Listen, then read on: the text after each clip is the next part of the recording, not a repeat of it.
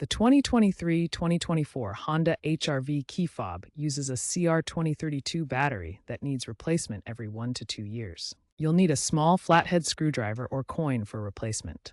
First, locate the seam on the fob and gently twist it open. Use the screwdriver to pry open the fob carefully.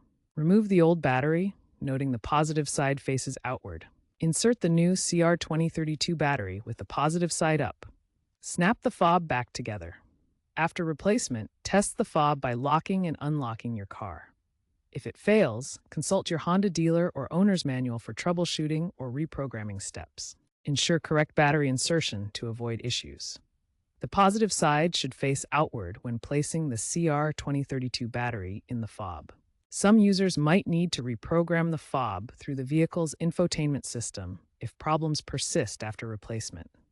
Batteries may need to be replaced more often in extreme weather conditions. Remember to recycle old batteries responsibly. Looking ahead, automotive key fobs are increasingly integrating with smartphone apps and may shift to rechargeable or even battery-less solutions in future HR-V models.